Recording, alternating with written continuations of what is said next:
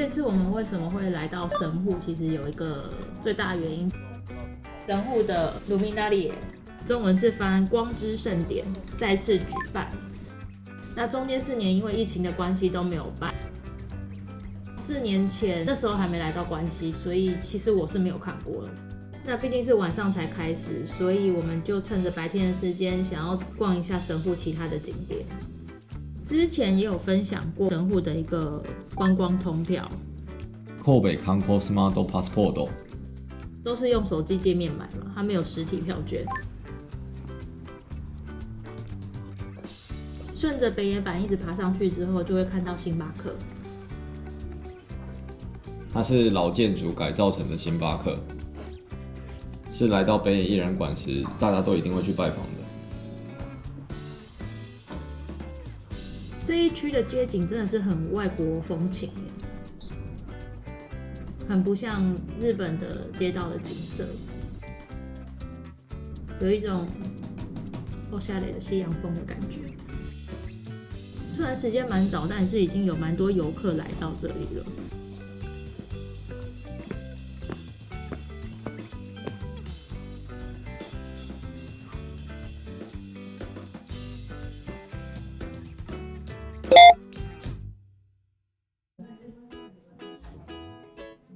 那北野艺人馆里面其实有非常多的艺人馆。那北野艺人馆其实就是过去来到日本的外国人他们的家。那其实北野艺人馆它建筑物很多，它也有一些票券是通票，但是原则上是一个一个分开收费的。所以用这次的通票的话，其实可以一口气进去非常多个。因为这张通票能去的北野艺人馆有4个，分别是蒙皇之馆、奥地利馆、荷兰馆和丹麦馆。其实艺人馆有点类似红毛城，去看一些以前过去来到这边的欧洲人怎么生活的一些建筑啊。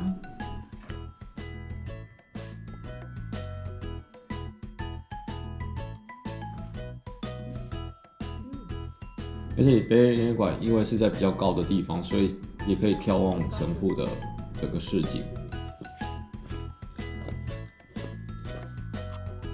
也去过北野艺人馆的游客应该还很多。我来日本这么久，其实是我第一次去。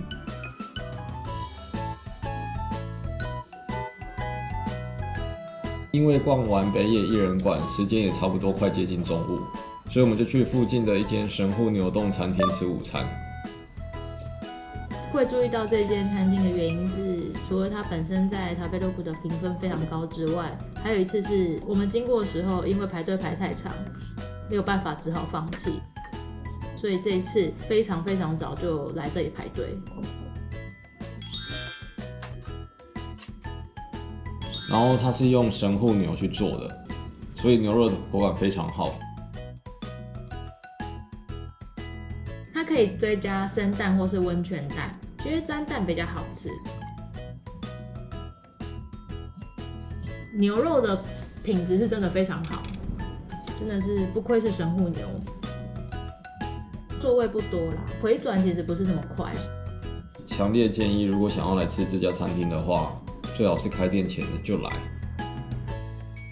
那在饱餐一顿之后呢，我们本来想要用通票，然后搭缆车去神户步影香草花园，但是才走到缆车站附近而已，就看到云非常非常的厚。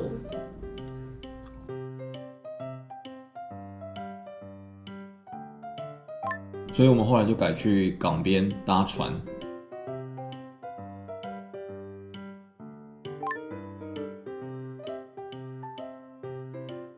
那在走到港边之前呢，其实就会经过神户的中华街。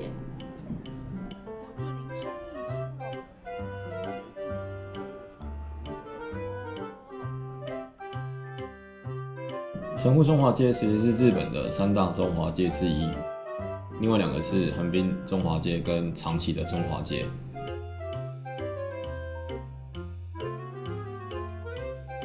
我我是第一次来到神户的中华街，范围其实没有很大。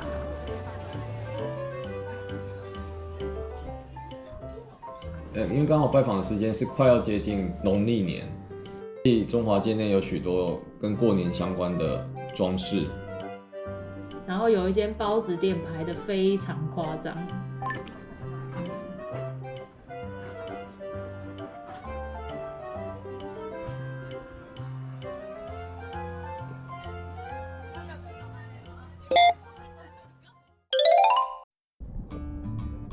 在港边总共有3种船可以搭，分别是 Bobo Kobe、安宅丸跟 Royal Princess。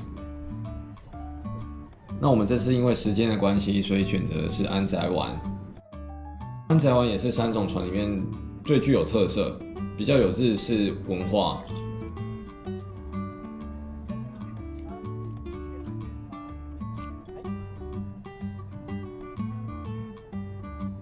因为整个船的外观还有内装都是比较日式风格的，目前没有搭过这样子的船。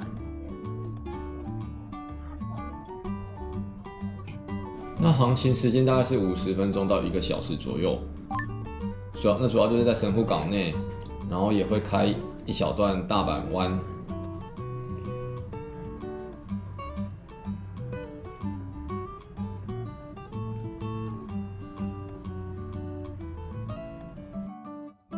就比起窗外的景色，我觉得船本身里面的氛围其实是比较有趣的。它有一个小小的食品贩卖部，如果想要吃点东西的话，也可以在那边买。我觉得它比较像是一天走累了，然后可以参加这个航程，然后稍微休息一下。我们从一早出门开始，几乎都是用走的，加上它坡非常多，所以一整天下来其实是蛮训练脚力的。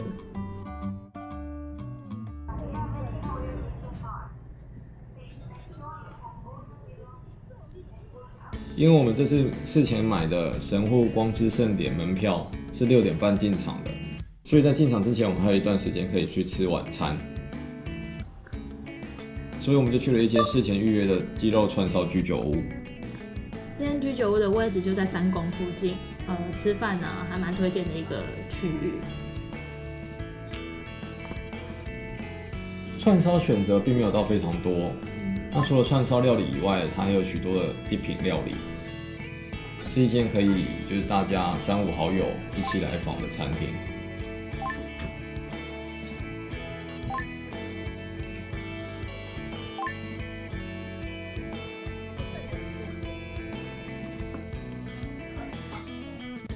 然后非常推荐，一定要点他们的生蛋御饭团，它的烤饭团真的是经典，天花板，超级无敌好吃，应该是目前吃过最好吃的烤饭团。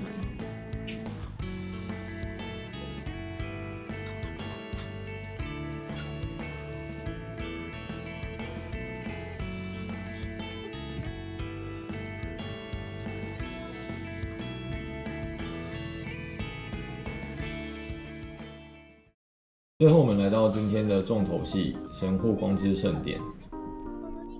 那其实，在很久之前我自己就来参加过，那个时候是不用门票的，而且所有的展出都是聚集在同一个地区内。那这次比较特别的是，它的展出是分散在各个地区，然后主会场是需要门票才能入内的。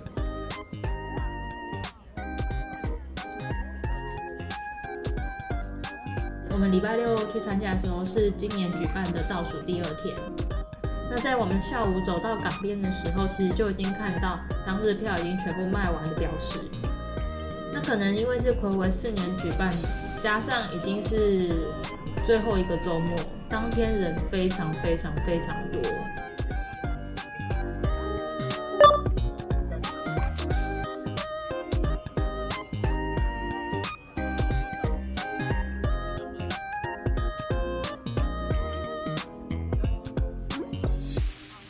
好不容易进到会场之后，终于看到这次的光之盛典。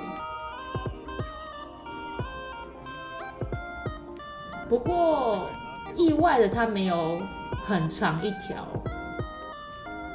从头走到尾，如果不是因为人很多的话，应该不用5分钟就走得完吧。光之盛典整体看起来的氛围和一般圣诞节会看到的灯饰其实是蛮不一样的。那在去完付费区之后呢，我们就回到了市中心。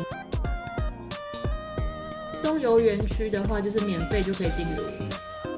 那边也有一个蛮大的灯饰，虽然很大，但是它只是一面墙而已，它没有办法走过去。我比较不喜欢它今年的这种分散在各地区的做法，整体感觉上也会比较小型一点。毕竟睽违4年举办，所以其实还是蛮难得的。以后如果有机会的话，或许会想再去看看。那不晓得明年会不会顺利举办，但如果有的话，大家可以来神户走走。那今天的影片就先到这里咯。19